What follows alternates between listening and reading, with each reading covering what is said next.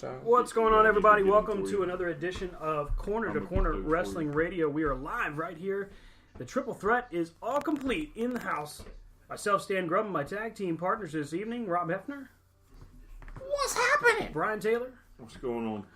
Guys, we are officially out of the Ultimate Collision. It has come and passed. Winchester, Virginia may never be the same, as we went from a television title defense from Ethan Cross and Jimmy Flame. Great matchup between those two. What did I tell you about Ethan Cross? That you're a big fan. Not just that, but how do you address him? TV champion. One more time. The TV champion? Mr. My mistake. Mr. Ethan Cross, the TV champion. Great matchup between the two, but as that matchup was ending, following a disqualification with that darn briefcase again, we went right into the Ultimate Collision itself, which was the Battle Royal to crown a new number one contender. And surprise, surprise, not only is he the newest member of the DuPont family, but he is also the number one contender for Mr. Big Stuff's UCW World title, and that is Jeffrey Bravo. Congratulations to Mr. Bravo. Great showing last night, as a matter of fact. He was the one half of the Facebook Showcase match. Yeah, that was something that we put together, and we've gotten a number of hits, which is quite nice. So we'll be doing it again for UCW. And UCW for us, which has been a whole bunch of firsts. My first time ever in my entire life getting a chance to try to be a camera guy, which was kind of cool, but very nerve-wracking because you don't really know what and how it's supposed to be shaped. But interesting experience, and hey, you're absolutely right. It has gotten some really good responses from Facebook. We're well over 1,000, almost over 1,200 if I saw it last about 20 minutes ago, just in people that have seen it alone. So it's exciting to see growth like that. We had a great crowd at UCW last night. Very pro-sickened, actually. Very pro-Riot City. So that was really cool. We saw the debut of the Red Scorpion, who was a monster of a man, took on Papa Stro. Those guys, man, they were fighting all the way to the back and then some, and they continued their fight as they got into the Battle Royal. As the Battle Royal went on. Yeah. Oh, and after they were eliminated, they fought again to the back. So we may not have seen the last of that brawl. Tag Team Championship, which was on the line, Noise Pollution defended against, and this one was confusing, the Reformation. But let me point a couple things out. First off, the Reformation, these guys, hell of a debut. These guys were, when you look at the Reformation, when you're talking about Vic Ramone and, not Lars, but Mike. Not to mention their manager, Lars. And their manager, Lars. But Noise Pollution, if they get back in the ring with the Reformation, they better be ready because they almost got caught by surprise last night. So that was a great matchup. Brian... Well, I think you got caught by surprise with the Reformation. Dude, let me tell you what. Just as much as Noise Pollution. If you get an opportunity to watch the matchups where you've seen with the Reformation before, if you've seen Lars and Mike before, you know. And you know that this guy is... Yeah, don't spoil it. Let him go look. A unique individual character, so to speak. I'm not even sure how to describe it, except maybe, what, Brian, split personality? Something? That might be the best way to word it. But clearly two sides of the same coin. Yes. And that, again, to Brian's point, don't want to spoil it, but this is something you definitely have to see in person to really take in. But honestly, I really liked the... Brian, I'm sure you'd agree. I like the venue. I like the Body Renew and Fitness arena that we were at last night. Had a good feel. We were able to get everything set up. It was set up very quickly. Mm-hmm. You mentioned it was almost done before you even got there. Yeah, I mean, everything was pretty much done except for a few tables when I arrived. I loved, absolutely loved the fact that the house lights were down somewhat for some of the matches. So I enjoy that effect. So sorry, Rob's in here funning Rob didn't appreciate the fact that apparently my Spreaker advertisement is directly on my account. I don't know how to unlink that, as a matter of fact. I guess I'll have to look that up. Add that to the list of things to do. No, hey. No, the fact that you introduced us as the Triple Threat, but then you said come to listen to me live on Spreaker. For the record, I don't type that advertisement. It posts it automatically, so I don't know. No, you had to type the text sometime or another. No, that automatically posts. The mysterious canned text. Must be cousins with the briefcase. Never understand. Sorry, but go. Proceed. So sorry to interrupt. So sorry to offend you. You guys suck. All right, so Brian, standouts from Ultimate Collision, because this was one of those rare opportunities. If you weren't there in person, you missed out. Mm-hmm. So, highlights for you. I really enjoyed Sicken and Bravo. Yes. I enjoyed the tag team match, seeing Max back. Max Morrison. The Reformation was quite interesting to watch. Of course, my man Ethan Cross. Him and Jimmy Flame had a good match. How about Jimmy Flame and his singles opportunity there? I don't know. Maybe Matt should keep an eye on Jimmy so Jimmy doesn't, try and branch out, on his own and destroy cheap thrills. He's a real American. Yeah, maniac. He was juiced and jacked. Juiced and jacked, yeah. Hey, a little too oily for me, but it might have got on my glasses at one point, and that's why I couldn't see what Stan said. Humphrey hit Jimmy with the briefcase. The funniest thing is watching. To do commentary is one thing because it's exciting, and last night was our first opportunity to be right there at ringside. Their broadcast table, right at the ring, right there. We're looking dead into the ring and get to see everything up close and personal. If I had to describe the feel, it was kind of a Nitro kind of feeling with how close the table was. Maybe more like a WCW Saturday Night and how they used to have it. Yeah, we were right against the ring. So old school WCW. Old school. Yeah.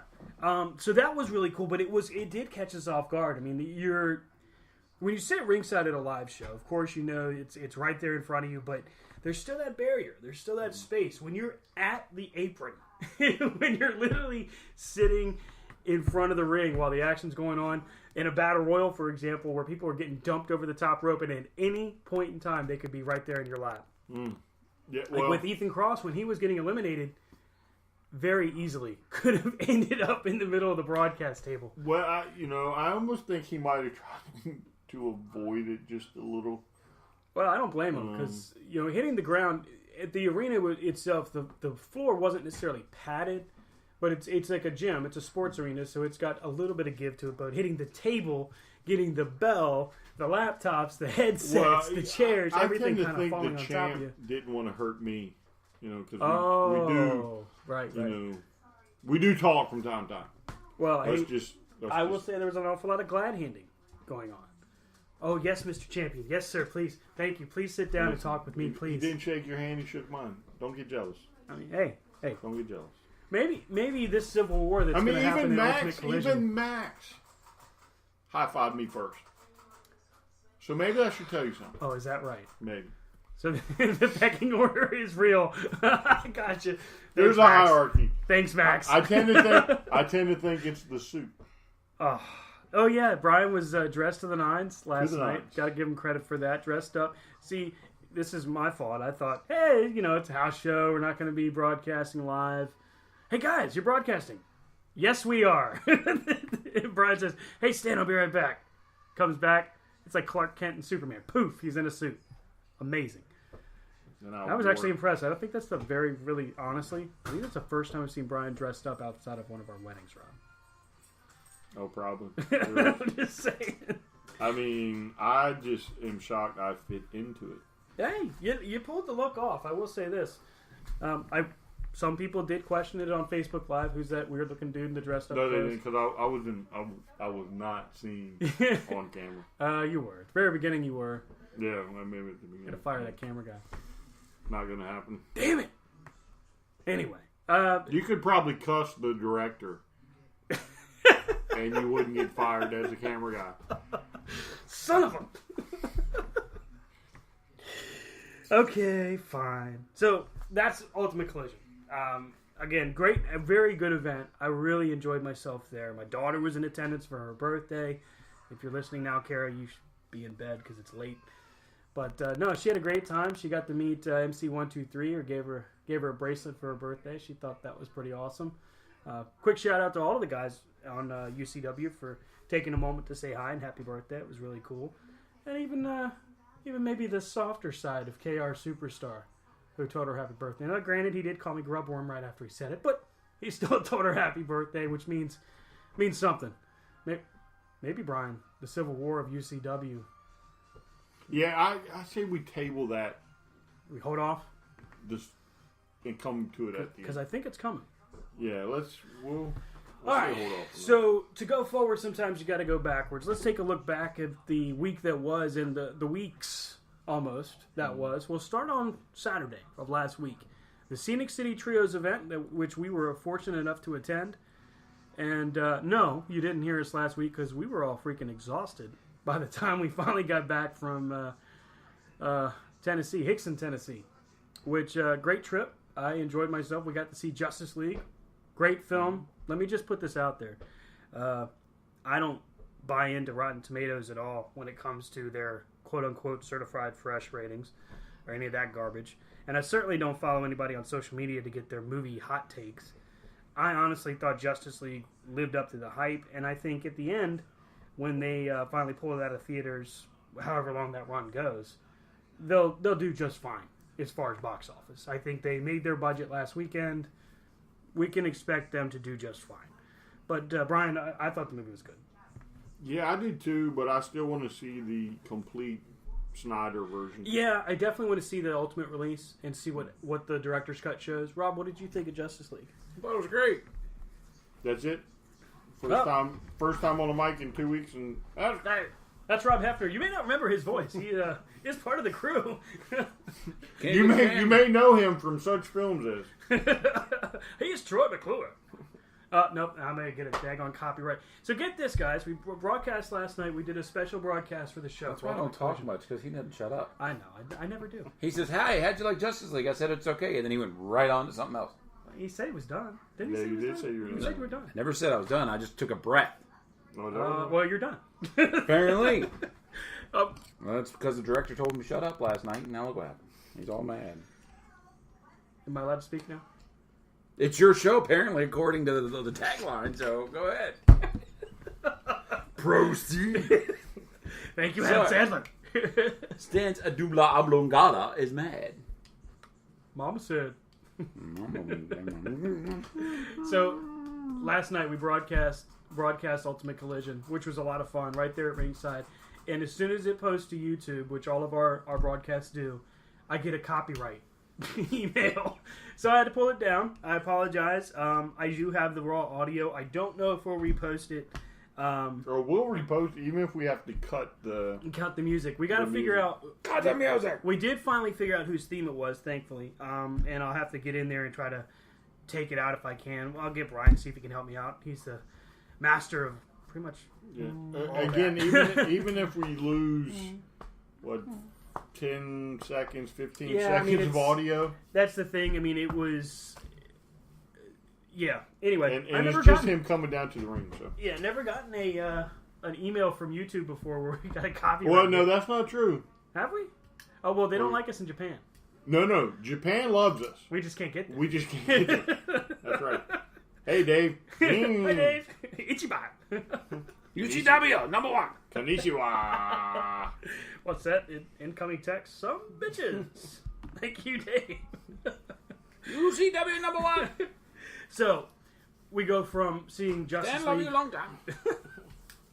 We go from seeing Justice League in IMAX, which was amazing. Which I think that's the first one I've seen in IMAX. I know we watched we watched Batman and Superman in 3D, but did we watch it in IMAX We watched too? Suicide Squad in IMAX 3D. Thank you very much. When we were into Charlotte, you're correct. So we I'm go. what? You're right. You're correct. Damn right, I'm right. Good. Wow. See, before he wasn't done, so I keep going. But now he's. You want to dig your hole even further? You go right ahead. I think he's done with you right now. Wow. You should move on. Tell him, Rob. So did you like Justice League? Uh-oh. Question time. I think that's what he said. I did. It doesn't matter what you like. Oh, wow. Gotcha. It wasn't very nice. I'm personally offended. I'm going to go cry into a towel. Let's move on. Scenic City Trios, which was the purpose of us going back in time a little bit. So after we see Justice League, the next night we go to... Should we back up even further? Even further? Should we back up to, like, the car ride? No. We don't, nobody needs... It's just like rule number 2. Rule number 1, we don't talk about politics or NFL football on corner to corner. Rule number 2 is we don't talk about the car ride. Nobody talks about the car ride. Okay. That's a good try, Rob. But we're not. I mean, nobody wants to go to Wendy's right now. We don't need to go down that road. I still don't even Sometimes it's just a I don't even know blowout. where that came from. Sometimes it's just a blowout. That we can cover. Let's cover that part. So No, they want to hear wrestling. Let's cover wrestling. All right, so let's go to Scenic City. All right, so get on it, Rob. we get there Friday night, and then we go to see Justice League, which was amazing. it was. It was great. Yes. We saw it opening night. Yes. All right. The worst part was popcorn, but we had perfect seats. Which you two ate a gallon of. No.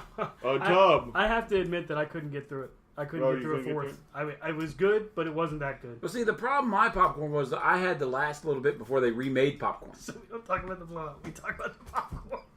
My little small lasted the whole weekend. You two ate Yeah, the it tub. sure did. Because I didn't think about taking it with me. Brian actually stretched his out the whole time. But That's impressive. so then the next day is Hickson High School. Hickson High School for the comic and toy show. Which actually That was kinda an neat. added bonus. Yeah. We got to go there. We got to see the setup. Stan walked away with how many? 11 Hasbro figures. 9 of those 11 were in great shape. So, and total, I think I paid $2 a piece, $3 a piece for each figure, Not bad. which Back to wasn't you, bad. Rob. Go ahead, Rob. Oh, it was in a dome. It was probably the coolest high school auditorium I've seen. Oh wait, That was so neat. now we've gone from the comic book to the wrestling show. There's no. Well, it was in the same place. Was there a blowout? It was in the same place. I know I was there. There was no Wendy's. There was no Wendy's there. So I calm was down, there. Brian. I was No there. Wendy's. I know it was in the same venue. You were trying to assume that I was going into the trios tournament. No, which I was just saying it was a nice venue. Me and Stan thought it was funny the way you moped because we didn't want to go nowhere. Come on, y'all want to go somewhere? We Look, Honestly. listen. Hey, fellas, Disneyland is only like a 12-hour ride from here. We can get there and back. Yep. Dude, I don't know about you guys, but I was so tired by the time we finally got there. Once it was time to get ready for Saturday, we went to the comic and toy collectible show, which was fun. We got back, I was spent.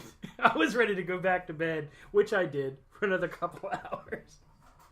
Apparently, I snore, for the record. No. Normal people snore. I don't. It's like somebody backed up a Hoover vacuum and just was like. Did the wall shake?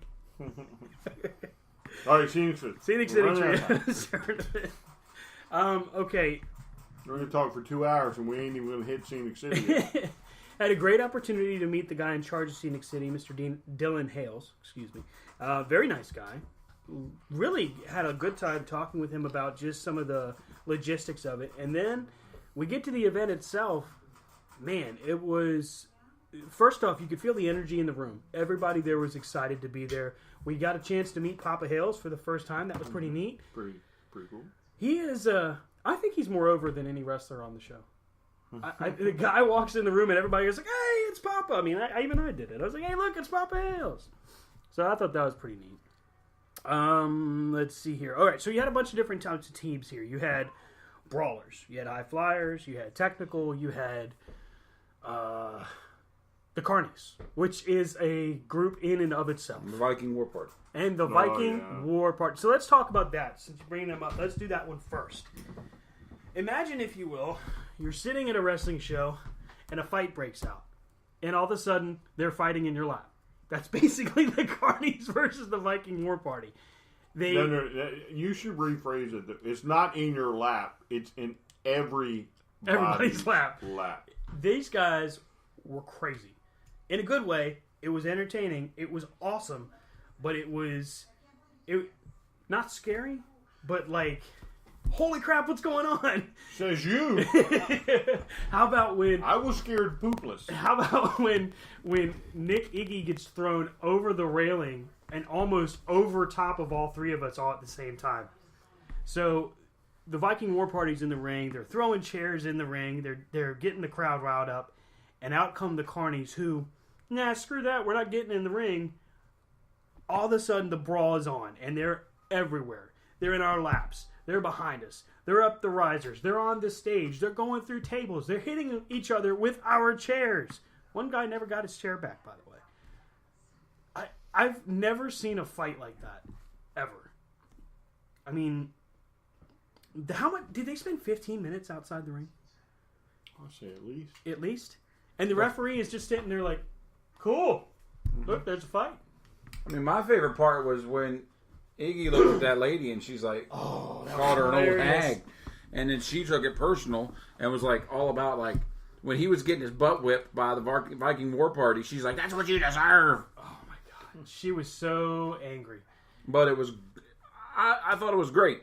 I mean, from bell to bell, the Scenic City tournament was awesome. What about the Case of Ducklings? Ethan Case and the Ugly Ducklings? Amazing. Great tag team. Amazing. Coach Mike? Coach Mike. What a guy. Coach Mike. He owes me popcorn. Yeah. A whole bag. Here's the thing. He gets some Not of your a popcorn and then handful. just throws a bunch of it on the floor. Like, come on, man. Either eat it I don't or want throw a it. handful. I want a whole bag. You owe me a whole bag. But hey, shout out to the Ducklings for signing my picture after the event. That was pretty cool. It's always the best part of any good wrestling show is being able to interact with the wrestlers either during or after the event. And this one was both. Because they did their intermission, we got to go back, and we got to meet the Gym Nasty Boys, the Rat Pack. The Gym Nasty Boys and Malachi Matthews. And they were rat packing over there. You know what I'm saying? I mean, Over here. they were hilarious. Brian was able to correct Timmy Lou on a couple of things. You know, that he knew that he wasn't White Mike. I love you too, White Mike. Still the coolest autograph ever. I love you. Were you disappointed? That was... What am I going to do with this now? Did you see the video where the Adventures of the Gym Nasty Boys where they break up with Malachi Matthews? No. You need to look this up. Get a chance, look it up on Facebook or YouTube. It's about 1.5 minutes long. We're not talking like huge hour-long vignettes here. But they really break up with him. And they get ready to... They throw a Rat Barra shirt to him. And then White Mike takes it back. You don't deserve the shirt, basically. Were you guys a little disappointed that they were eliminated so early? For me, because I love the Gymnastic Boys. Yes. Right? I think the Ducklings are good too. Right? I think the Ducklings might be my favorite. What'd you say? I think they're good. I'm not quacking for them though. You just quacked. No, I did not. All right, so I've experienced with the Gymnastic Boys, the Ducklings, and the Carnies. Yes. Right? I don't know anybody else that I can think of that I've seen any length of time. But to me, I thought the Gymnastics and the Ducklings would have been in the final. That was what I was expecting too. Yeah. Right. And then the Gymnastics are eliminated first round. For me, it was kind of like, oh, this is going to stink. Because they were, what, first or second? The first match. First match, yeah. All right. So my team gets gone the very first match. However, after that, the gates of hell opened up.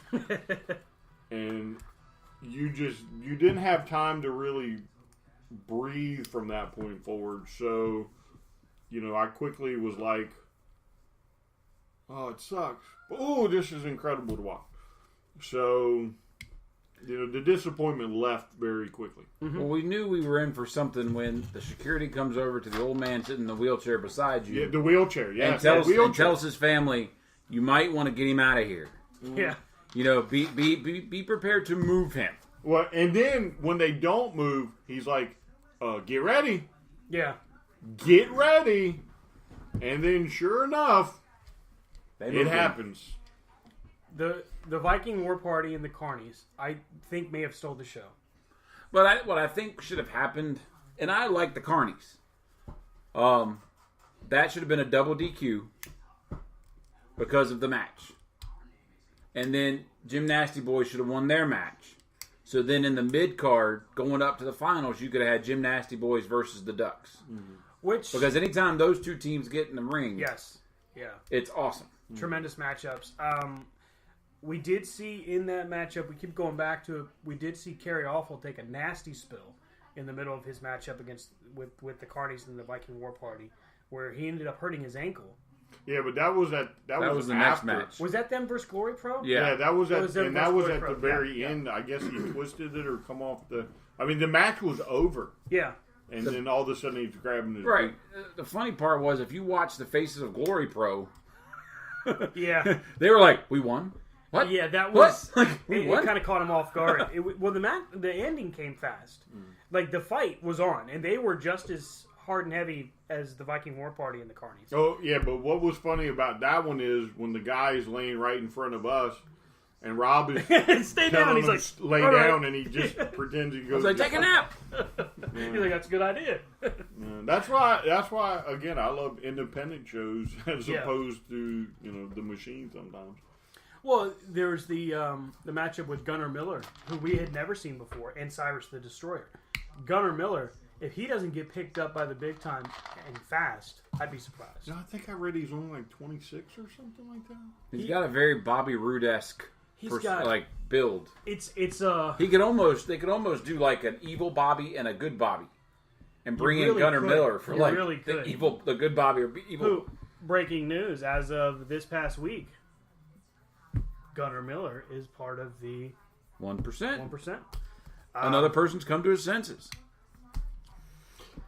Yeah. Moving on. Going through with the Stan doesn't want to talk about it because he's not allowed to be on the inside of the gate. No. Yeah. Screw your velvet ropes. But we had this discussion. We're not taking cheap shots. We're going to let this one lie. Let them stew in it. All right, let's move on. Let them go home and cry about it. We don't want them to cry in public. But with Gunnar Miller was a good match, and then came back for the finals. The finals was Team Glory Pro versus Team Glory Pro, and it was wasn't it the SUP? Yep. No. Southern Underground? No, they were out first. That's who Glory Pro beat the first round. Which was actually Southern Underground was actually a very good team. Some young guys, but a very good team. Help me out, guys. It was Team Glory Pro. It was the brothers. Yes, the Lynch Mob, the Nightmare Lynch Mob. Yes, they were Nightmare Mob. Another. Well, yeah, but the Lynch Mob and the Nightmare. tag team is the Lynch Mob. They were very good. And I don't know. I don't know if we if you can take that name out of the South. Not that it was appropriate down there either, but the Lynch Mob, you mean? Yeah. I mean, that's their last name. Matt and Joey Lynch, great tag team. I think that them versus Team Glory like Pro. Hangman Page, right? You got to be careful with the news. Cease and desist. With what we saw, I think Team Glory Pro really stood out. Kurt Stallion. Yeah. Which pardon the pun, absolute stud. Mm-hmm. Stood out. I think I want to watch his career. Yeah. And watch where it goes. Folks down in Atlanta and in Alabama say tons of positive things about Kurt Stallion. You can see him from time to time on Evolve. Correct me if I'm wrong, listeners, but I'm pretty sure he's even been on Championship Wrestling from Hollywood. Who, by the way, Championship Wrestling from Hollywood is spotlighting NWA Championship matches. So with the purchase and now takeover of the NWA by Billy Corgan, Championship Wrestling from Hollywood may actually be the NWA's headquarters. Which, hey, kudos to them. That's a great move. Very entertaining program. Yeah, I mean, I used to watch when I could find it on TV and record it, Championship Wrestling from Hollywood. And they had some pretty decent talent. Yeah. So that's probably a smart move. I mean, he's already got the way to put it out there. Probably doesn't have to rework any deal, so it probably comes at a premium. and so now he just needs to, start making a bigger name for it, and I think it will take off. I think what we saw at the Scenic City Trios tournament, one, is that a trios match, regardless of styles or the clash of styles, it's going to be entertaining. It has to be done in the right environment, and I think Tennessee was the right environment. I think that if it's not done with a certain degree of levity for the rules, that it would fall flat. But I really, really enjoyed this. It was a great event put together by Dylan Hales and his partners. And I forget their names. I know we met them, and they were very nice to us. Very, very nice people. I do apologize. I didn't get a chance to write down their names. If you have a chance to see the Scenic City Trios tournament, yes, or they've got the Scenic City Rumble coming up, right? That's in February. You've got to get to see it. I mean, see it live, see it in person. It was a great event. I mean, it wasn't one of those events where you're sitting there looking at your watch going, oh my God, how long have I sat in this steel folding chair? Right, right. I mean, granted, we had to get up a few times because we didn't want to be, mauled over. Right. But the interaction between the Ducks, the banter between Brian and the Ducks, how about him and the Coach Mike, boys? And then him going up to the gymnastic boys and saying, sign this that I'm not White Mike. Like, what? then Nick Iggy. Yeah. But then the chance to sit and talk to Nick Iggy, which was really cool. And get to know those people. That's when you see indie wrestling or local wrestling at its best. Oh yeah. Because they know where their fan base was. And the Carnies had a huge fan base there. Oh yeah. I think a lot of the people that came to the event came to see the Carnies. I really believe that. And shout out to the rest of the Beyond the Ringside or Radio Network that were there. Absolutely, we got cool to sit down and eat a very late dinner. Yeah, broke bread with Eddie Lane and Tasha Simone, former NWA Women's Champion, and Corey Hollis. Not Corey Hollis. Oh my God, he would kick my butt. Chris Knox. I apologize, sir. Sorry. But very cool conversation with them. Met the SS Schmidtke as well, who was very entertaining, and Carrie Alpha, who was sitting in for a little bit. That was kind of neat. Yeah, that was too. I guess that makes this area so unique. Was there's a 24-hour diner. Oh, after the show, not only are the fans there, but the wrestlers, and they're all together. Yeah, they're sitting down like it's nothing. Yeah, just breaking bread together, which was cool, with an 8-page freaking menu for food. Well, the Carnies were sitting with the people that were there rooting them on, And I honestly, I truly believe that's one of the things that carries them through the tougher times with bookings and everything. Because if they're not making money through their fans, and they're not making them through the bookings, then they'll make them through their fans for merch. And they do. They definitely. They sell T-shirts. They sell... Cool. Some people get stuff for free. Well, I lucked out. It was very cool. We got, they were Champions of the Galaxy cards. Oh, now it's weak. Yeah, I didn't get in. I should have. After we left, I was like, I should have snagged There should have been a director on site to make sure that got done. I mean, I don't know how else. Well, if you stay in front of it, we can figure it out. Maybe I'll have to stay in front of it. I'm just so much stuff. I can't keep it together. I'm pretty sure there might have been a few private conversations with somebody. Wasn't expecting that part. But it was fun. The tree, we'll definitely do it again. The ride was the ride. There's nothing you can do about an 8-hour car ride. But, I mean, it was a long trip, but I think it was worth the trip when we got there and got to see all the action. But it was a very action-packed, wrestling-filled weekend because that night was also NXT TakeOver War Games. Oh, yes. Wow. Again, WWE major pay-per-view weekend, NXT steals the show. Stole the weekend. Oh, Lord, did they steal the show. Not that Survivor Series didn't have great matchups, because they did, and some of them delivered in a real big way. But let's go ahead and go in order. Let's talk about NXT. Great segment. Oh, now he wants to go in order. I'm just kidding. Wait, what? Okay. I'm sorry.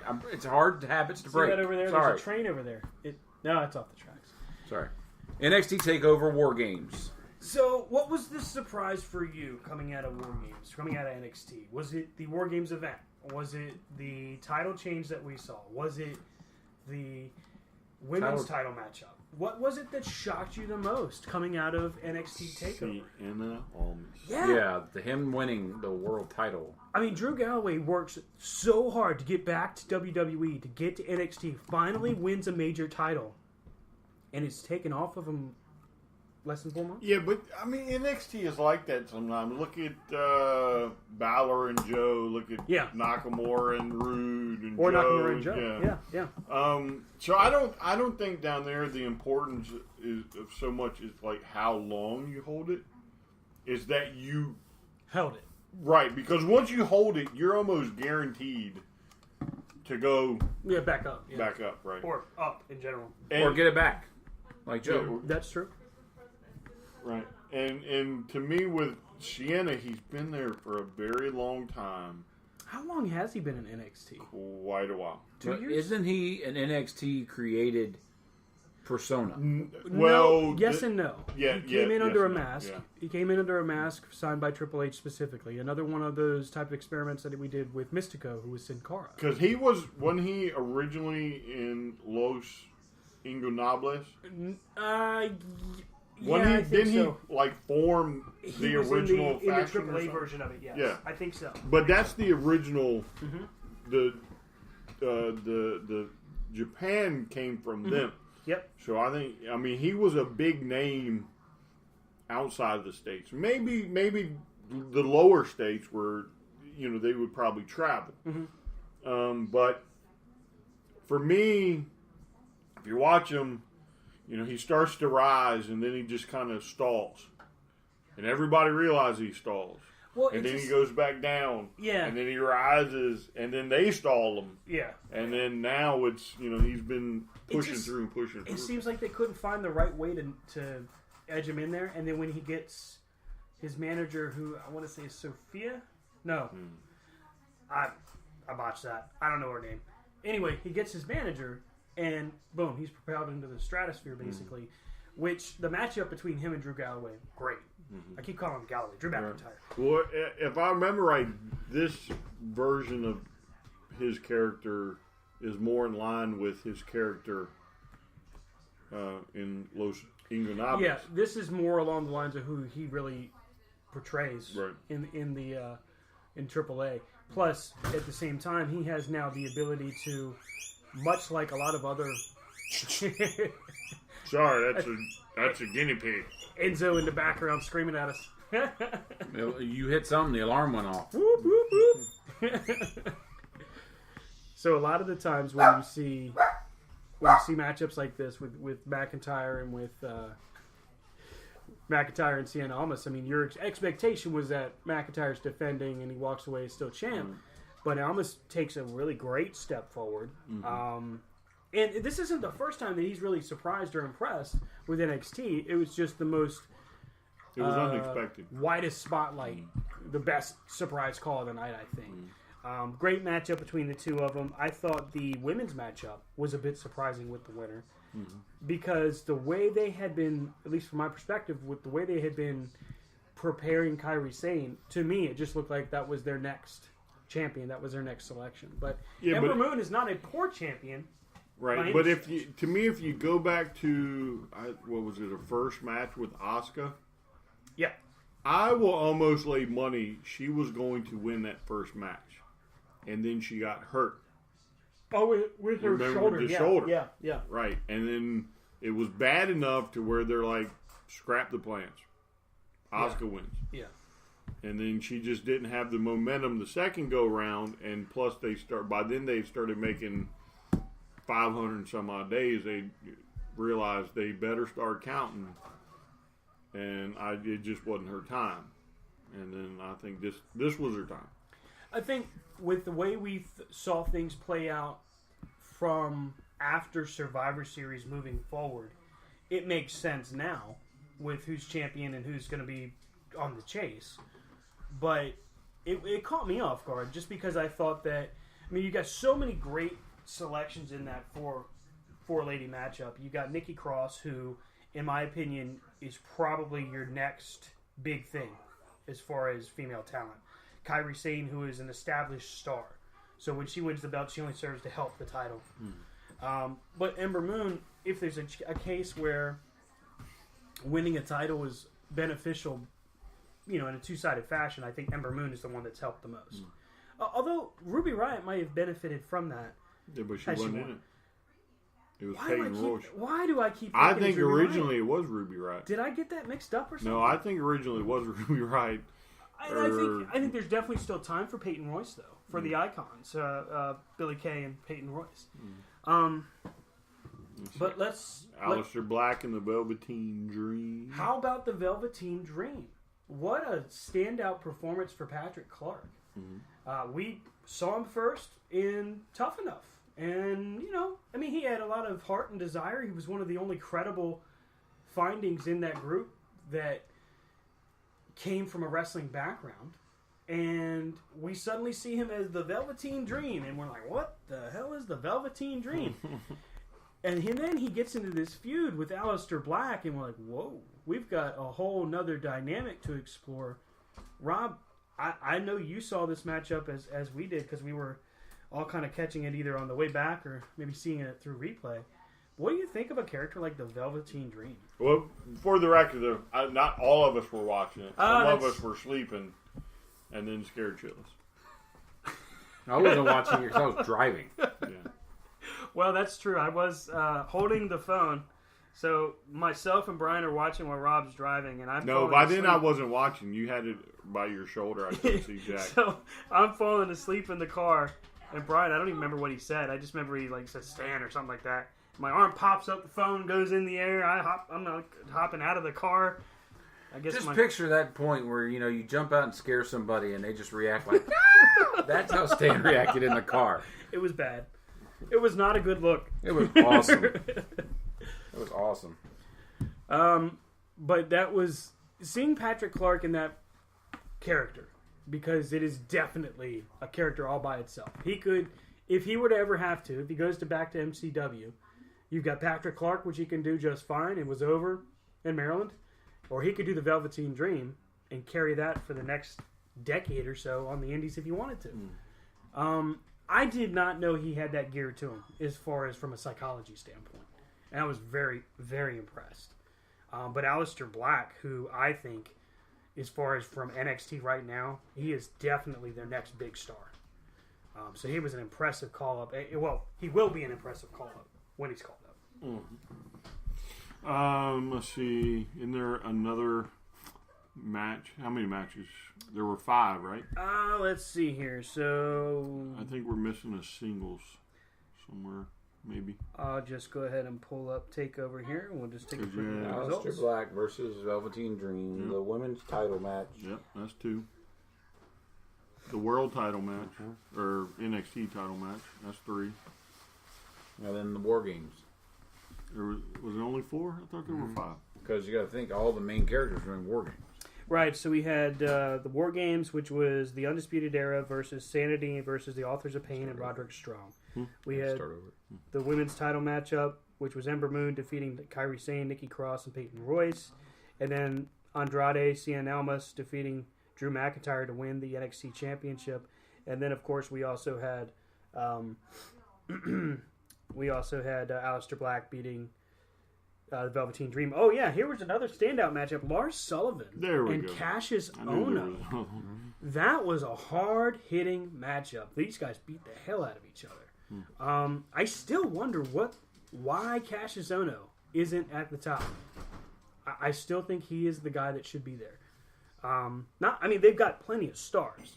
Not taking anything away from anybody, but I still think that Cassius Ohno, if he's not on the main roster right now, he should be on his way. That's what I think. I think Chris Hero is a phenomenal talent. Once WWE merchandise realize they can make a new T-shirts every city. Yeah. The guy wears a jersey, and it's a different color for every event he's at. It fits right in with the Suplex City kind of attitude, or even with Kevin Owens, KO. So Ruby Riott did compete. It was non-televised. She defeated Sonya Deville, and Pete Dunne did defend the United Kingdom Championship against Johnny Gargano. I'm shocked that was not televised. That would have been a hell of a match to watch. Although this past Wednesday they did air it. Oh, that's cool. So, so the War Games. Games. First off, Match beyond. we get the announcement that this was midway through the week. We get the announcement that there's not going to be a roof on the top of the War Games cage. Which at first we're like, that's going to kind of suck. I don't know. But once you got to this matchup, guys, I don't know about you, but I didn't think it really took anything away from the match at all. I thought it was still a very, very good War Games match. What did you think about some of the adaptations they did to the rules? Like the tag team Yeah, going yeah. in at one time. That was Sped it definitely up. interesting. Yeah, it did speed it up. You are kind of thankful for that. How about the pods? What did you think of that idea? I mean, if you need to use it to Keep them separate? keep them separate, then I'm okay with it. I mean, I wasn't disappointed, especially once you figure out, once the door opens, the tag team comes out. Yeah. So I wasn't disappointed with it. What about the adjustment to the rules? Because they didn't have the roof, if you attempted to leave the cage, your entire team would lose. You would forfeit the match. I thought that was a great way to keep it in the cage. But in true WWE fashion, if one team can be eliminated by somebody climbing the top and going over, why wasn't one team eliminated when they were pinned? That's a fair question. That's a very good question. Yeah, but in typical, we don't think these rules through sometimes. Would it have made better sense, you think, to have it elimination style? Or would you have rather seen it just... War Games is It's always been submission Right. that I remember, right? It didn't have a pinfall. even from the first when they jabbed that big spike into JJ's head. I mean, it's always been submission. So that's the thing. Like, you already messed up with it. You already messed with it by taking off the roof, which in grand schemes of things, okay. Yeah. They probably had to do that to differentiate between Hell in the Cell and War Games In their minds. Yeah, I could see that. I could see that. But I hadn't even thought of that, actually. you changed it by doing the teams, and then you changed it by putting pods in. Mm-hmm. So basically, the only thing you haven't done is make it round to make an elimination chamber. Thank you very much. I was going to mention that, but yes. So that's where I think I've never agreed. If you got a cage match, I've never understood why is there a ref in there anyway? Because back in the day, it was always the only way you win is to get out the cage. Mm-hmm. So now you're penalizing them to get out of the cage. And then at the same time in that situation in War Games, the end result was always by submission that I remember as well. Mm-hmm. So having a pinfall take place in a War Games, it's just another liability if you really think about the ref. I mean, all of the crazy action that we saw in that cage match, and there definitely was a ton of it. I mean, how does a referee know where to stand, much less anything else, in that type of situation? I mean, what, you cower in the corner the whole time? Find a corner. Right? And back in the day, they had the mic on the outside of the cage. As soon as somebody was getting in a submission, they put the mic in like the old timey I Quit matches. Mm-hmm. Which I think still would translate very well on TV today. I mean, especially now with audio's better. Yeah. I mean, you could have the ref in there with a lapel mic instead of the big mic, and it would pick up just fine. I mean, how many times do you hear the wrestlers holler in the ring and you don't have a mic? Very true. But then again, you've got pinfalls. How does pinfalls? It's like putting pinfalls in a ladder match. Right. Okay, right. It doesn't make sense. You've done it again. Well, remember back in the day, the King of the Ladder or King of the Mountain match, where you didn't have to pull the belt down from the ladder. No. You had to go hang it up on the ladder. You pin somebody, then you go grab the belt from the table on the outside of the ring, then you climb the ladder and hang the belt up. To the next Money in the Bank will have a pinfall stipulation. Great. Now, Congratulations. we've screwed up. You can get the briefcase down, but you got to get it out to the back first. In Now your that car could and be leave. entertaining. See somebody's not even in with the match. Well, didn't they? Yeah, Hold but the board. didn't they? Wasn't that kind of like with the hardcore title at one time? The 24/7 rule. Yeah. They'd go running through the arena and still get attacked. Oh, the guy got attacked in the hotel room. Remember? That was the best. Room service? What? Bam! Then they had the referee counting in quiet. 1, 2, But I mean, that's just my opinion. I mean, the ref should be on the outside, right. worried about dealing with that and waiting for the submission. So here's the thing. Undisputed Era, they debuted, they kicked everybody's butt, they get to War Games, they win War Games. Is there really an excuse from here forward that we can't see them all have the titles and in quick fashion? I don't know. I don't think they'll get the titles. You think they'll get called up first? I think they'll get called up first. I think there'll be some that they'll get the pass through because of the meddling, shall we say. I mean, look what your tag teams are. Okay, You got Authors Pain. but I'm talking about on the main roster. Yeah. Oh, All right, yeah, fair you point. had established tag teams, Enzo and Cash, DIY. Like, no, I guess DIY hadn't made it up there. American yet. Alpha. But American Alpha. You had all these other established tag teams. You got the Hardys. You got the Revival. You've got the Club. Mm-hmm. And what are you doing? You put the belts on Cesaro and Sheamus, two guys who could main event anywhere. Or, oh, wait a minute. Who beats them?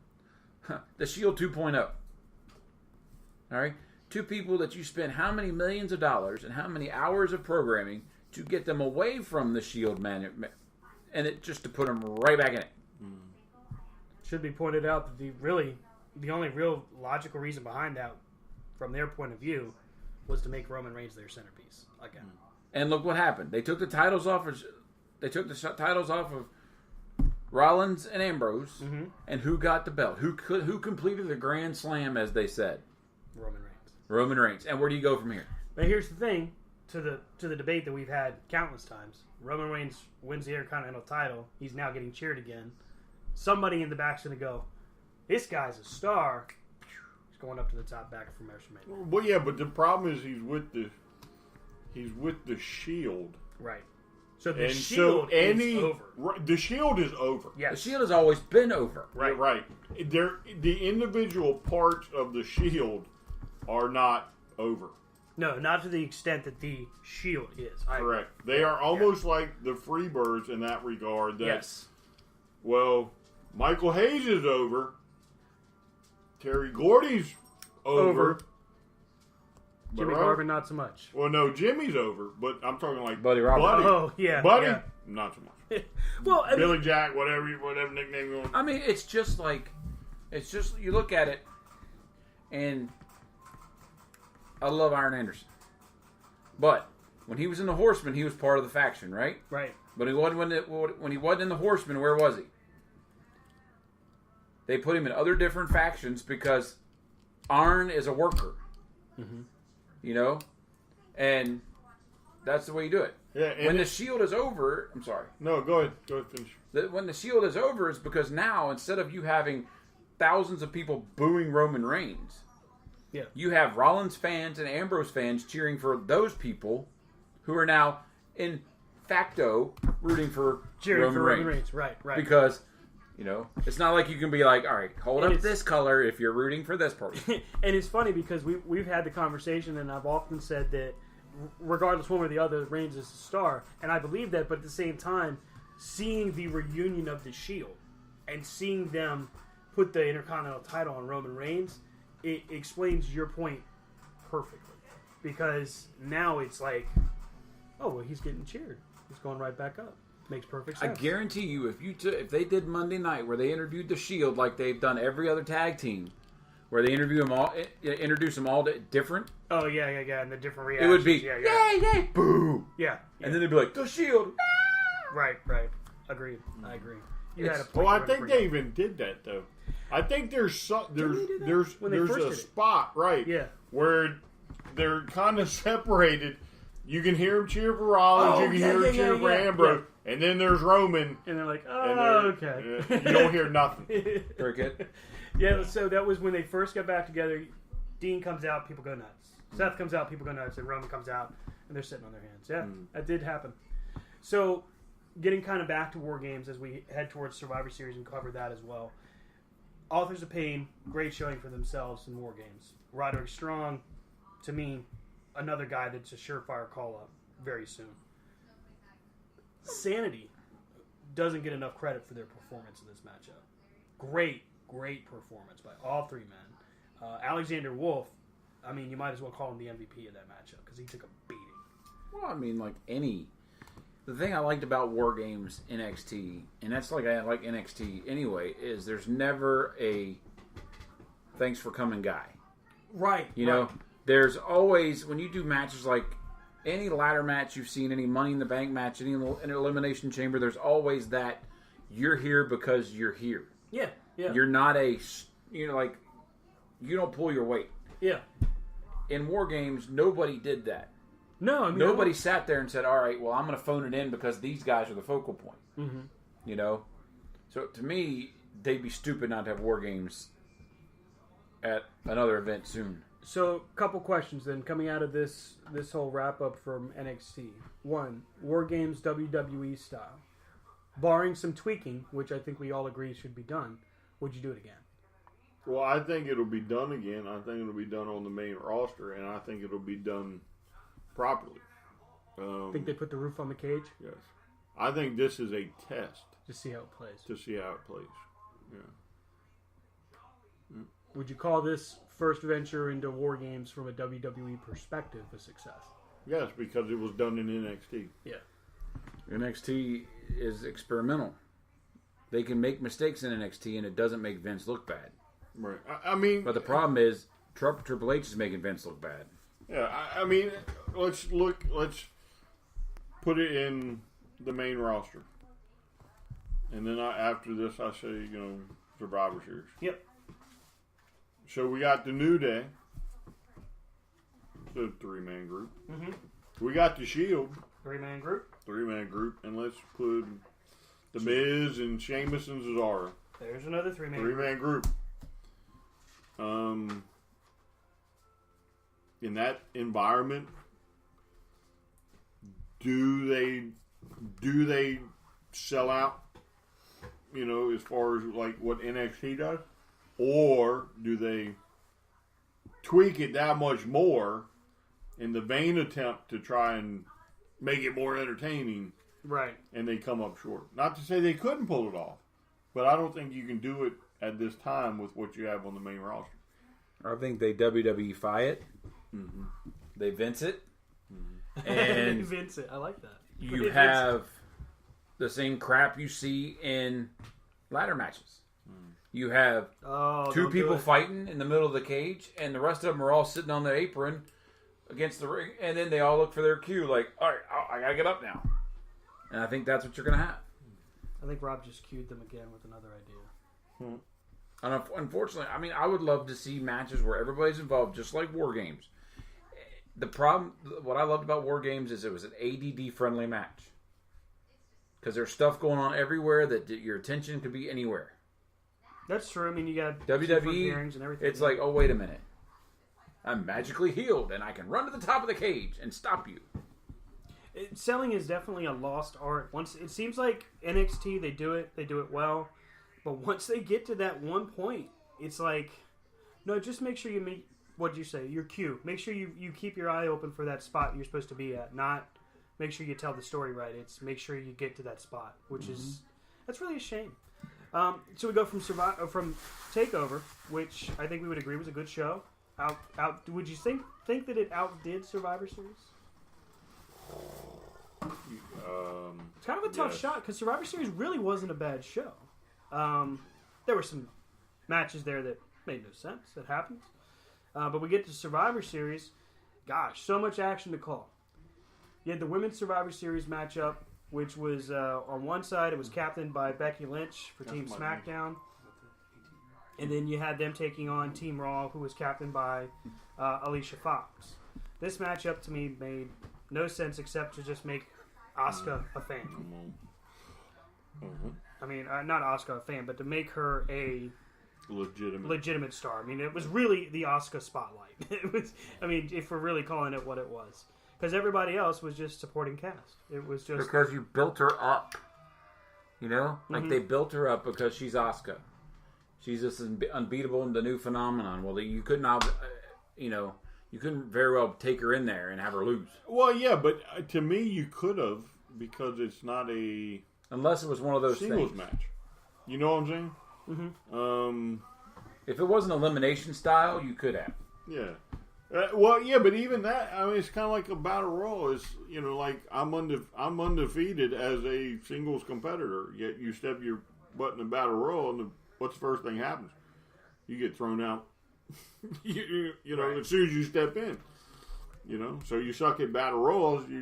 But you have an incredible singles record. I think they could have pulled it off. I think that might have been the time because again, if you just want to purely shock the crap out of somebody, you had two opportunities. One was Asuka, and then the second one would have been AJ Styles. Mm-hmm. Everybody remembers the fan at The Undertaker, right? Right. When they just literally shocked the crap out of the entire world. Right. Right? They could have done it again. Oh, definitely. And used either one of them, and neither character would have lost anything. Asuka wouldn't have lost anything. Because you could have had some type of weird, hokey situation go on where she just happens to be the one that gets pinned. And the fans would have been, she was screwed, she got cheated, whatever. Well, it built a feud for Monday. Yeah. Because then she would have immediately turned her attention to whoever made her lose. Right. Which clearly is what would have been a better focal point because as of this past Monday, she doesn't have a storyline. Mm-hmm. At least from what I've seen, there's no mention of her and Alexa Bliss in the same picture just yet. And with what we saw Monday, which we'll cover in a few moments, seems like she was edged out of that view. So look at the next matchup. Brian, you mentioned Brock and AJ. We'll talk about that here in just a couple moments. Tag team champions versus tag team champions. The Usos versus Sheamus and Cesaro. Now, a lot of people are saying this is a really great matchup. I myself don't get it. I don't understand why people buy in so hard on Sheamus and Cesaro and the Usos. Granted, the Usos are a good tag team, and Sheamus and Cesaro are a good tag team. And the matchup itself was not bad. But what I don't understand is why so many people were carrying this over. And not even just, diehards for the machine, but fans just overall that are saying this was such a stellar matchup. I don't know if you guys maybe saw something I didn't, but to me it just seemed like a standard tag match. I mean, I thought it was good, and maybe it was just the fact that you just don't see that matchup. Now, it could be as simple as that. Yeah. It's just, this is the only time you're going to see it for the year. And maybe that's why people invested that much more into it.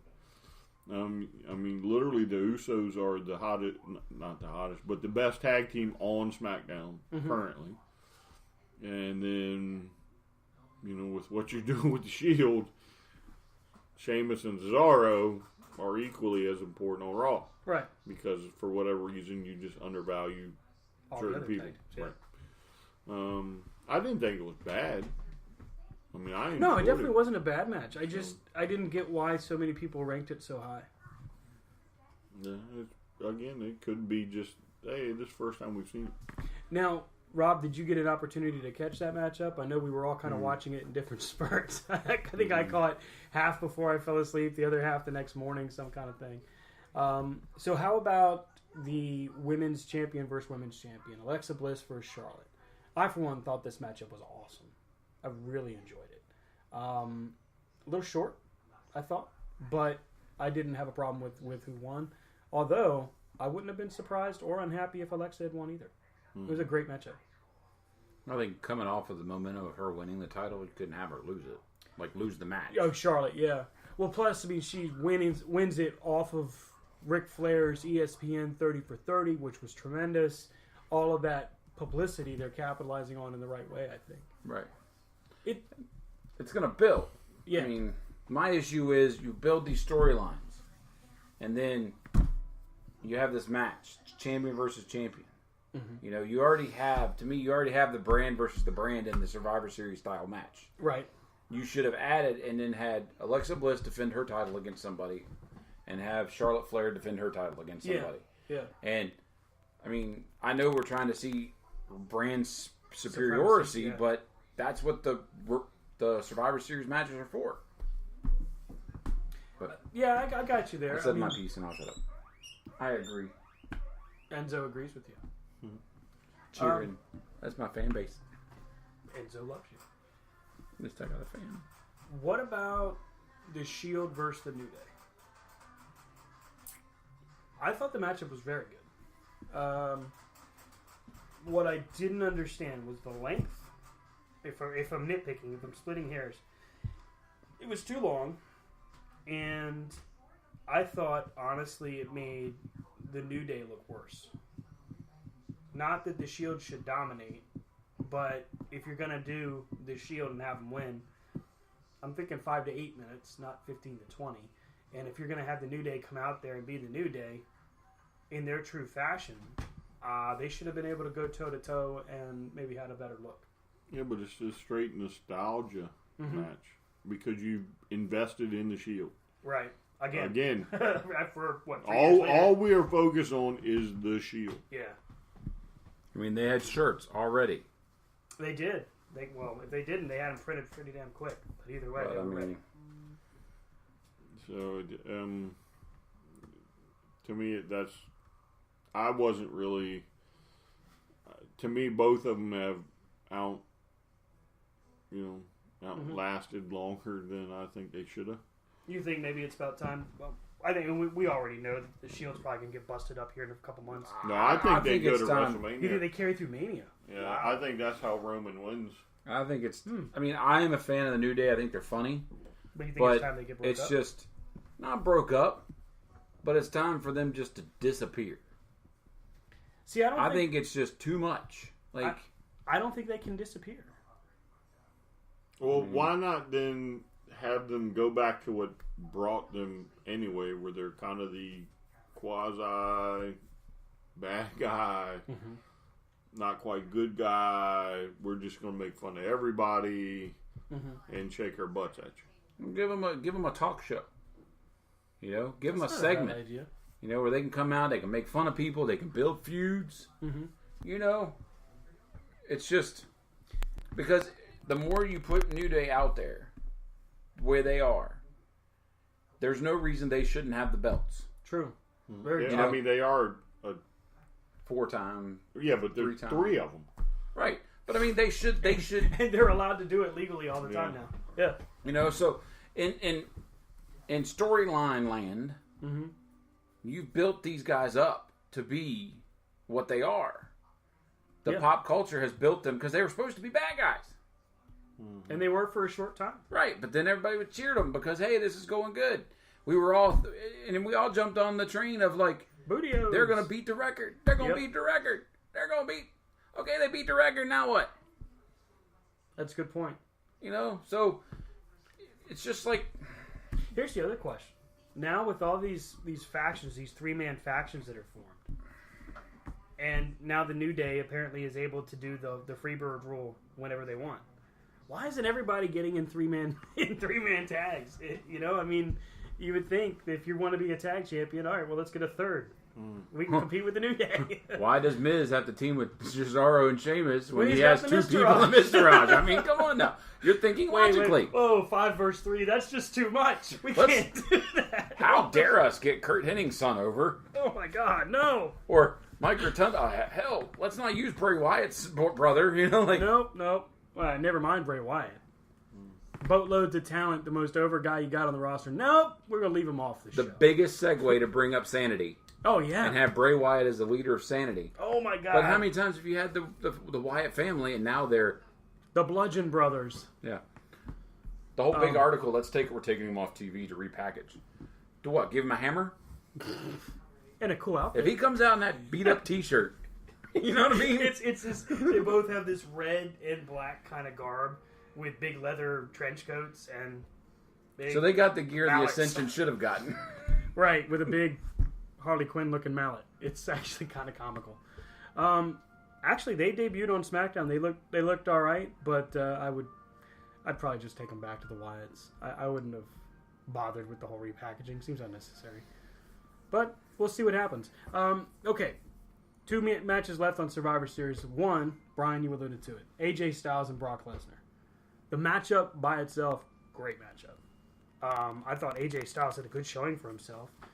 But you hinted at something that I wanted you honestly to elaborate on because I think you're onto something. I think with the way it worked out for Brock being built up and for AJ on the momentum he was from beating Jinder Mahal to heading into Survivor Series, the biggest event of the year so far, beating Brock Lesnar would have made perfect sense. Well, all right, so we all know that there's a gap now that Cena is not there full time. Right. I won't call him part time, but he's just off doing whatever he needs to do. Yeah. Right? So, God, who was the last guy to beat Brock? Like, literally Goldberg. beat Brock. No, I'm not counting that crap. Before that? Yeah, I mean, literally, you Taker. probably have to go all the way... SummerSlam before that? Way back. Yeah. Because the only reason he lost the title the first time is because it was Oh, it's because of the cash. because Rollins cashed it in. And he didn't even get pinned. It was Roman that Pinned- got pinned. yeah. So Wow. So, I mean, you literally have to go back a long way. And for somebody to actually beat him convincingly, you Oh, probably yeah, have to go further. back way Yeah. to his very first run. Yeah. That's So, a great point. we need a star. Right. Roman Reigns isn't cutting it. Right. No matter how hard you push, somebody should take notice.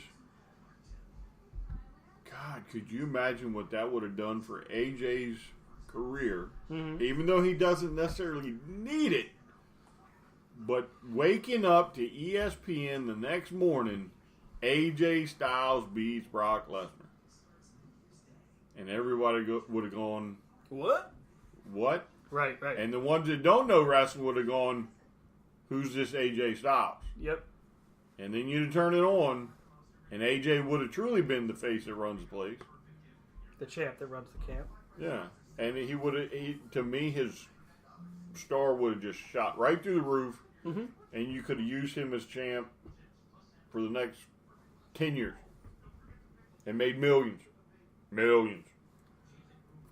off of it. So if he's the champ that runs the camp, and Cena is the face that runs the place, is Roman the loser that runs the pooper? That doesn't rhyme. That was bad. Uh, You should feel bad. I don't feel bad. Because Roman Reigns still put on a goddamn t-shirt. yeah, but didn't AJ say he was the face that runs the place? AJ did? Yeah. He Face said runs he's not the place. face that runs the place. Oh, He's the it's champ that runs that the runs camp. the camp. Oh, okay. Either way, I think you're absolutely right. I think AJ Styles beating Brock Lesnar would have been an oh my god moment. We wouldn't be sitting here talking about how great NXT TakeOver was. Yeah, you're right You're about right. that. That may have tipped the scales because that in and of itself would have kicked it up a notch for Survivor Series. Because then there's a reason. Yes. Then Brock has a legitimate reason to come back and fight. Right, because now he's got You to know, prove himself. Because then you could build the storyline that Brock's like, you know what? I want AJ. I don't have time for this. And he surrenders the Universal title. Or you could have That done opens title that for up. title at WrestleMania. You could do that, or you could just do another champion versus champion match the following month and still Well, make no, a you killing. do it at WrestleMania. You think so? The main event of WrestleMania is AJ Styles versus Brock Lesnar 2. Title Right. for title. Title for Winner title. takes all. And then the winner And then has to decide which title he wants. You know, whatever. It could be any number of things. Because then you would have a reason to put AJ on Monday Night Raw. Then What- you could have AJ versus Finn Balor. What is it with their fascination for wanting to put a guy like Brock Lesnar at the top right now? Well, again, it's Because no. Vince is stuck in the 80s. Yeah, to me, it's no problem if Brock Lesnar is at the top. The problem is you don't make Brock Lesnar show up when he's supposed to show up, which is more than once every 6 months. And just like Roman Reigns, you made him into a monster when he shouldn't be a monster. There should be an element to him where he can be beat. I mean, the same machine that's behind Brock Lesnar is behind Braun Strowman. And how many times they've made Braun Strowman into this beast, this monster. I Right, can't but he say loses beast. all the time. But he loses. He got shoved in a garbage truck. And disappeared for a week. And so what happened? He come back in a very clean garbage truck, different different city and everything. Very clean garbage truck, different color. And magically, that's the same garbage truck. But everybody's like, oh! You know, the machine built it. Why can I not do the same thing to Brock and say, all right, you're here, but you're a beatable beast. You're the beast. You know, but convincingly, you got to give me. Would Brock Every once in a Lesnar? while, you have to lose. Would Brock Lesnar still sell the merchandise that he does? Because I imagine he sells pretty good. Yes. You think he'd still do He it? If sells they a had him different like shirt that? every city. Well, that's what I'm saying. But if he wasn't, Even if the he's Brock not Lesnar we there. have now. Even if he's not there, they still sell his shirt. But that's with Brock Lesnar as he is right now. What I'm saying is it the same He could dynamic still. if he is He could beatable? be the guy he is. Look, you don't believe me about selling T-shirts? Let's take the Young Bucks. The Young Bucks lose quite a bit. Mm-hmm. But they probably sell more T-shirts than anybody. I would say so, yeah. Okay? But they lose because it's good for business. You cannot have a guy like that cannot take a loss. And that was non-title. So again, ultimately, there's no harm, no foul. But what we're talking about here isn't necessarily like, for example, I don't think that Brock Lesnar is saying I'm not losing. I think it's Vince saying you're not losing. Right. We're not Until saying we say you will. We're not Yeah. saying Brock says I don't want to lose. What we're saying I think is it's Vince. Vince wants that unbeatable. I mean, it's the same playbook. Right. You know, I swear that if you go back and Vince's book that he books the matches out of is probably one of those laminated pieces of paper With dry that erase. if you look hard enough, you'll see Hulk Hogan and George Steele on it. Because he just changes names and he says, okay, Brock Lesnar is in the Hulk Hogan role right now. You know, he can come and go as he pleases, but he's always the champ. You know, I mean, they took the title off of Naomi because she was going to be gone for a couple weeks and she was back before the next pay-per-view. And won the title back. You know, like... right. I mean, we all know where this is headed with Roman Reigns and Brock Lesnar. Yeah, I mean, I think unfortunately that's kind of a done deal. Right. Yeah. A non-title match that you literally could have sent SmackDown on fire. Mm-hmm. You could have elevated one of your top stars to new heights. Right. And ultimately benefited the WWE. Very true. Very true. And I completely agree. I mean, I think AJ Styles winning that matchup would have made a whole lot better sense than for Brock Lesnar to get the miraculous F5 and come away victorious, which is exactly what happened. It's the same match he's always been. Nah, I mean, when he recently, fought, what was his name? Who was the last person he fought? Braun. When he fought Braun whipped his butt. Yep. Pillar to post. And then miraculous F5 right there at the end. Yep. Even though he had taken how many of these things from Braun Strowman, he gets up, bam, F5. Yeah, there's Braun can't get this up. whole like lost in translation idea that like they find their Take Roman Reigns, put it in. their big monster like Braun, and they have him dominate, and then the moment comes Roman Reigns. for you to put him over, and it falls short. And now Brock Lesnar, here we are, title match where not a title match where it would have made perfect sense to have AJ Styles win and SmackDown to really look good. Brock Lesnar loses nothing. It's a fluke match. Hell, you could have come out the next day as a fluke. I don't know how he did it. No way in the world he could beat me. Heyman could have spun it. Exactly. I agree with you. So then we go into the main event of the night. That was Team Raw versus Team SmackDown.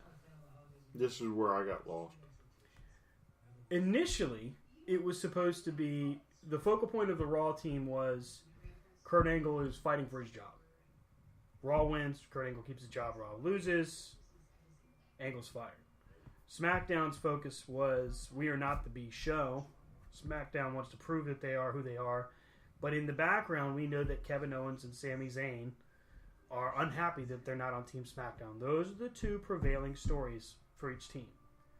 Instead, what we got on Survivor Series was the stories start to play out, and all of a sudden it looks like SmackDown's going to win.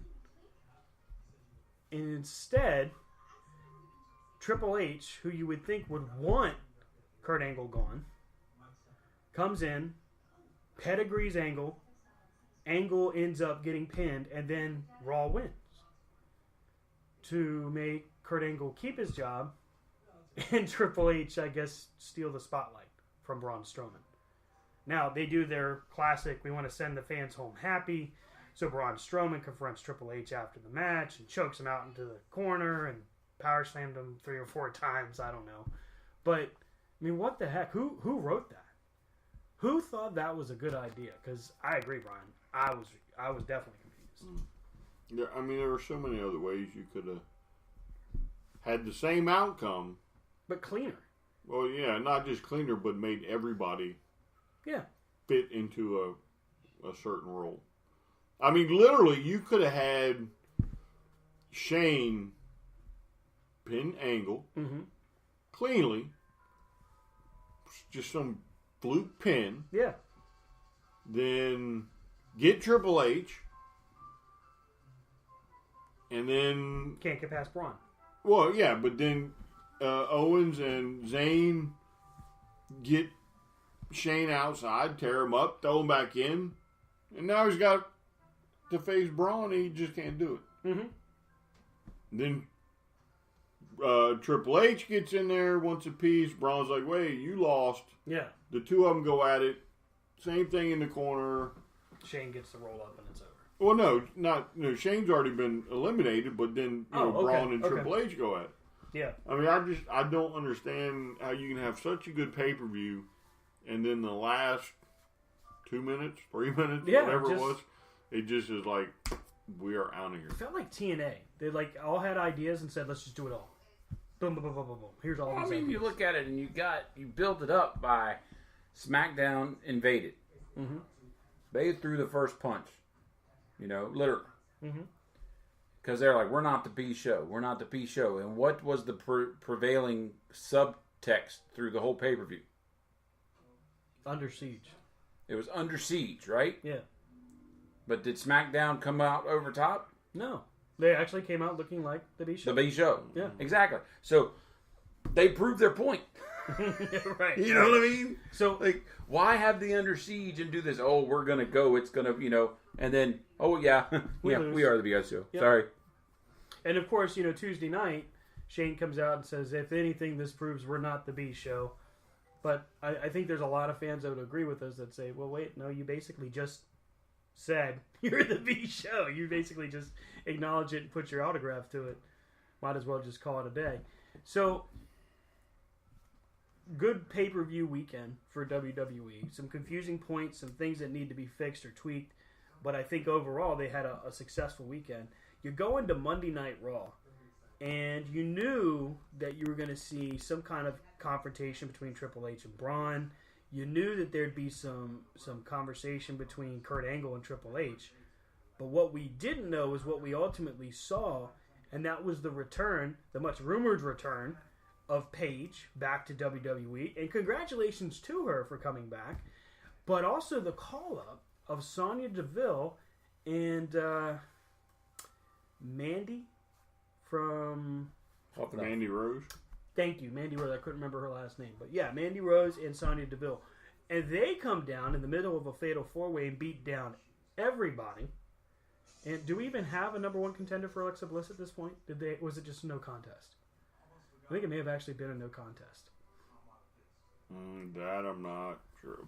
I'm sure it probably was with the jumping. Mm-hmm. So. So then, not to be outdone, we get the Tuesday night, and we see, first off, we see Kevin Owens and Sami Zayn. I told you so. We told you, Shane, we were going to get you, blah, blah, blah. They threatened to fire Kevin and Sami, which I thought that storyline played out very well. I was kind of hoping for them to kind of mix it up a little bit at the end instead of doing the obvious Cesaro, or not Cesaro, but Rusev interfering. But that was okay. It kind of worked. But, the event that stole the night, Ruby Riott makes her debut with Liv Morgan and Sarah Logan. Mm-hmm. Ooh, Sarah Logan was a standout for the Mae Young Classic. Sonya Deville was not. I think Sarah Logan's the only one from the Mae Young Classic that got the call up. But these two events in the women's division is now full of very, very talented women. Now, Becky Lynch is scheduled to do filming for The Marine. She's going to be out for a few months. The Miz, following his Intercontinental title loss, which we talked about already, he's scheduled to be out for a few months filming The Marine.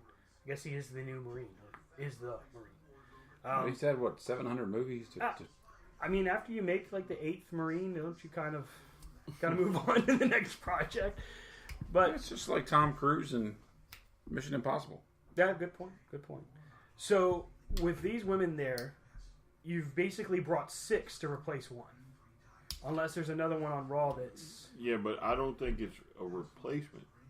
I think they're gearing up for the 205 version of the women's division. Really? Mm-hmm. That could be interesting. I mean, there are unconfirmed reports that there are people from the Mae Young Classic that have stopped taking bookings past a certain point. Oh yeah, yeah. So you know where they're probably going to go. Mm-hmm. They are now suddenly so heavy with female wrestlers. That would be kind of cool. You to see have them to in give 205. them their own show. I know some people are saying, well, there's reports that they're going to do the female Royal Rumble. Yeah. Well, that would mean you need 30. And you're gonna Well, have however, to- you need a place to showcase them. Yeah. Or that Royal Rumble is not going to mean jack squat. So the only way you can do it is to give them a show. Yep, I agree. I mean, that would be really good, and I think that, unlike 205 Live, I think if the women had their own show, I think they would draw Gangbusters. Yeah, and they wouldn't even have to have a storyline, honestly. Just competition, which I think a couple weeks ago was how you described 205. Or at least how you envisioned it should be done. Yeah, to me, there are big time promotions that have no storylines. They Yeah. just have incredible matches. Yep. So overall, I mean, that's the WWE in a recap for their big week and weekend from Survivor Series, NXT TakeOver, War Games, and Raw and SmackDown. I think those are the most notable events that took place. Can you guys think of anything else from that side? Well, other than Starrcade, but I haven't seen the results from Starrcade. So. Well, I wanted to bring up Starrcade in a brief conversation, but not necessarily the card, but the biggest complaint that I have of it is, why would you put together a stacked card called Starrcade, give it its own name, if you're only going to make it a house show? And if you're only going to make it a house show, why would you go through the trouble of doing a full media blitz to make sure that everybody and anybody who's in the near area comes out if you're not going to broadcast it on your own WWE network? Why do you go through that kind of trouble if you don't want to make any money off of it? I don't know. I wouldn't call it a media blitz. I mean, I would say it would be the reverse. We've known about it for several months, but Lord, I didn't find out the card till the night it happened. So it's just sometimes what they do baffles All of us. I mean, but then they televise Big Show versus Brock at Madison Square Garden for no apparent reason whatsoever. Which sucked in every incarnation they've had. And they've done it a couple times. Yeah, agreed. It's like, and then you have something as iconic as bringing back Starrcade and nothing. I mean, you go through all the trouble of putting together a cage match with Charlotte and her defending her title against Natalya with Ric Flair there.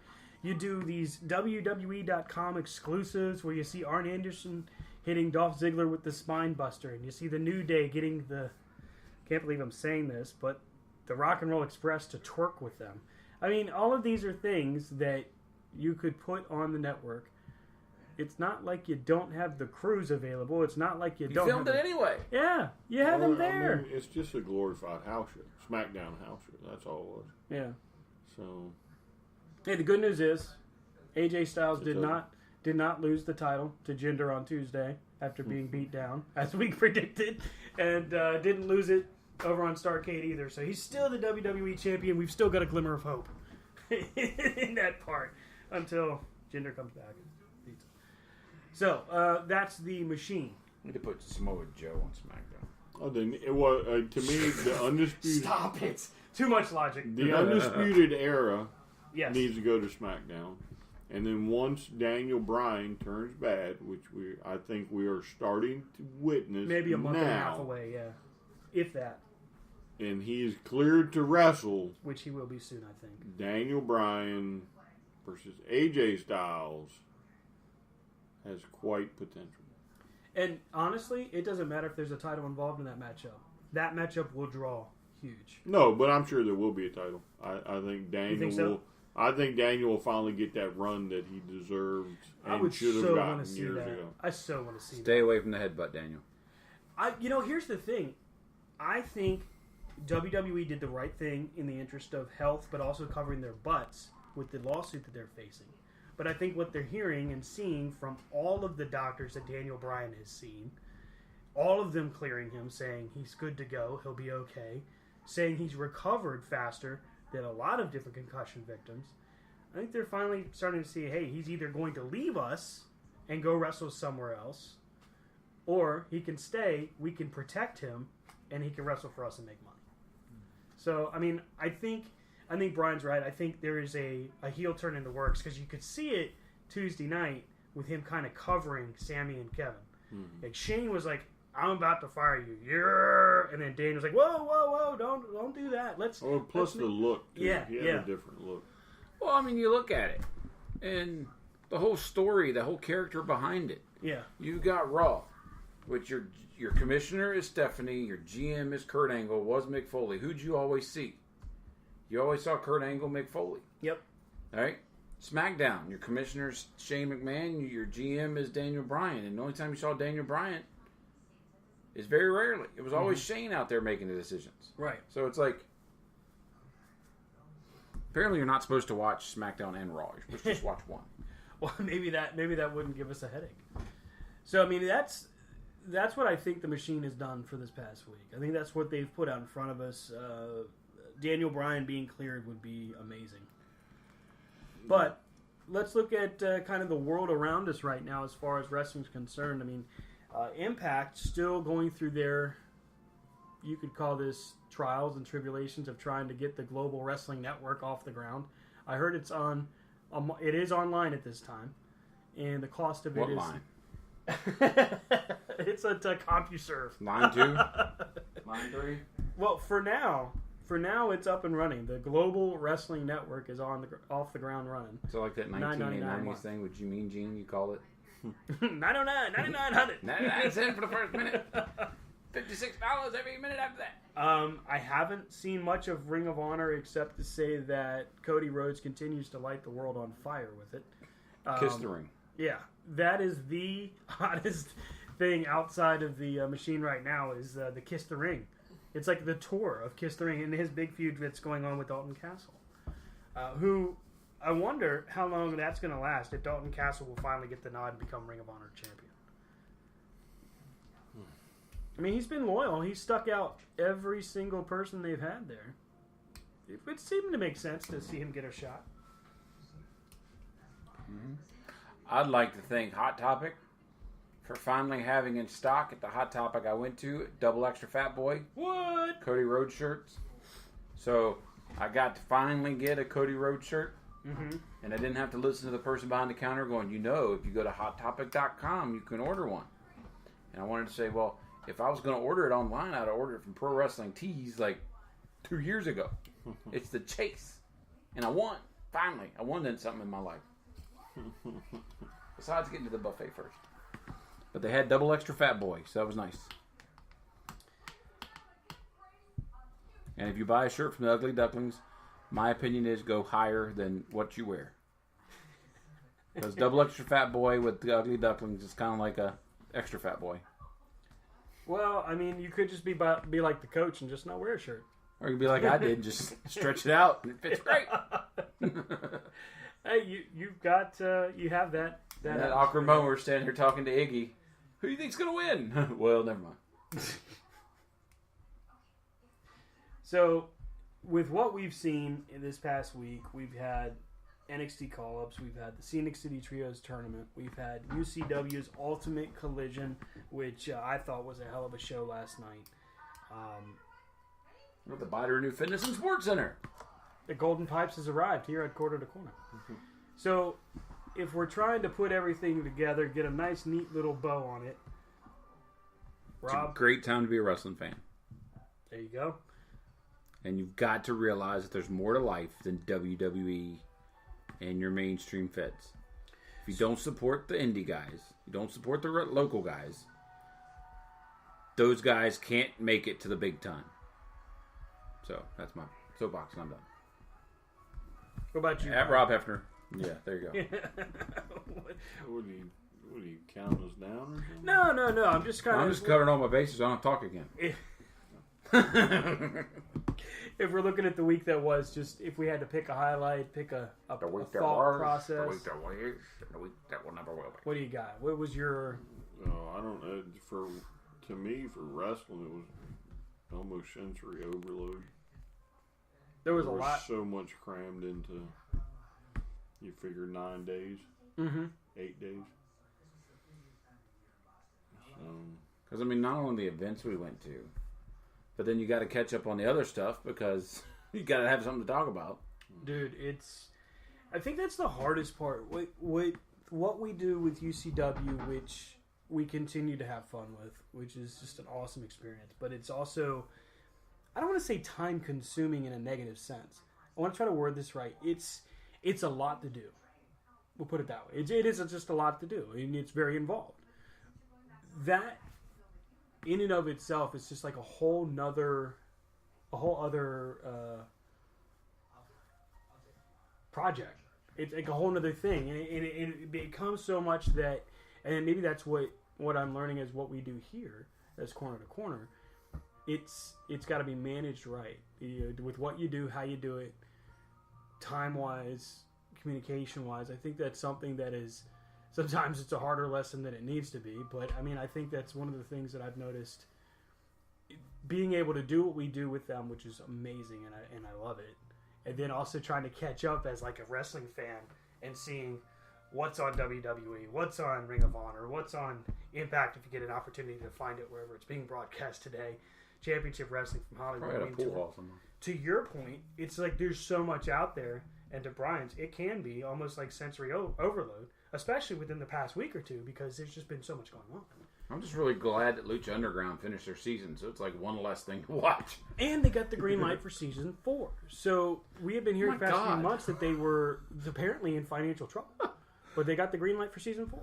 The way that glass match, dude, how? I know you guys and I have talked about it, but the matches where the guy was just repetitively thrown through the glass, just no, that's not big enough piece of plate of glass. We're gonna put him on this really big sheet of glass, and we're gonna jump off. No, not the stage. No, not the top there. Let's go to the top row. We'll jump from there. Holy cow! From the top of the dome, right? It's amazing. I mean, just watching all of the creative, athletic ability of all of these people, like how did these people come up with some of these ideas? Like, that's the coolest part. Like, that's what I love learning about the most, is like it's not just the why things are done, but how does it happen? Like, how does it get put together? That's the coolest part of getting a chance to look from both sides of the glass, from our side as fans, and then on the opposite of when we're able to be, blessed enough to sit there at the broadcast table or to meet these guys and talk to them and hear, man, I can't believe I actually did it, but I did it. I was told not to. It was crazy, but I did it, and it came out well. That was really neat. Like when we talked to Nick Iggy about going through the table, and they were saying that we didn't think you were going to do it. We thought you weren't supposed to go off the table or go through any tables or anything like that. He's like, no, it was the whole idea. That's what he wanted to do. He was grateful for how it turned out. Who paid for that table though? I don't know. Was that theirs or was that the high school? But I mean, I think that like locally, like if you're a wrestling fan and you're in this region and you're not looking up UCW, right? You're not looking up Ultimate Championship Wrestling and seeing what the action these guys are doing. Ethan Cross, with his title defenses, with Sicken and his talent and ability, Jeffrey Bravo, you've got these guys, not to mention the world champ. I mean, it is an up-and-coming Fed that has a lineage, but it's got a rebirth. Right. And just the amazing things that are going to happen. You know, if you want to be one of those that can get on the train now and say that you knew it when, now's when to jump on a train. Yeah, I think a lot of times with promotions like this, you don't get a chance to catch it when it's coming into its own, when it's coming from the ground up kind of thing, and that's what I enjoy the most about UCW is being able to see it from the Big O Boogie to where we are now, and we're still just really hitting the ground running. I mean, it's really cool. Yeah. So, what about the latest in wrestling video games with what we've seen? I know all of us have seen Season 4 for Supercard. We don't normally talk about Supercard very often, but we got a few minutes left here. We might as well close out. I like it. Something completely different. Well, I think you've done missed something. I've missed something. I'm pretty sure we were supposed to discuss something about UCW that we said we would hold off till later. Fair point. So we're talking about Ultimate Collision and covering some of the information that came about. And in the middle of Ultimate Collision, as Ultimate Collision was actually coming to a close as well, we saw what could very well be the beginning of a civil war between two very powerful and influential factions inside the company. That being of the DuPont family, which grew one member stronger as they signed Jeffrey Bravo, and Big Stuff Industries with Mr. Big Stuff and Tremor. Now in the... You can't forget one person. Just because you have an issue with them, you can't forget KR Superstar. KR Superstar is, of course, a big, big part, but I mean, he's the COO. He is the COO, and all right. You better don't make me get him on the phone. You better act. Grubworm. You don't have a satellite phone number. Aren't you going to see him? I'm going to see him. Oh, you looking for a KR Superstar hookup? No, I'm going to go see him, and we're going to talk about Business. Stanley Grumworm. Oh, jeez. And it's awkward. Guys, when I think about the two factions here, the two groups in UCW, and how do you pick a winner for that?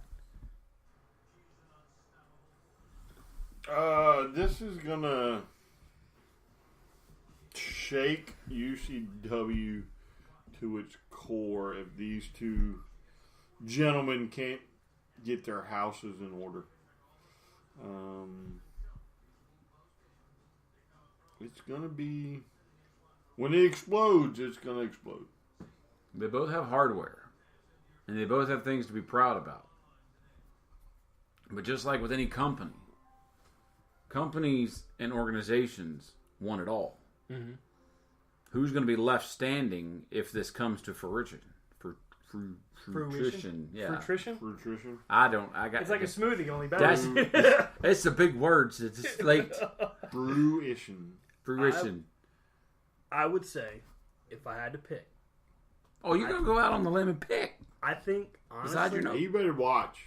I think, honestly, it's the DuPont I think the DuPont family is the hungrier group. No. I think it's the hungrier group. No. He should have taken the road less traveled and just avoided the subject. I know. However,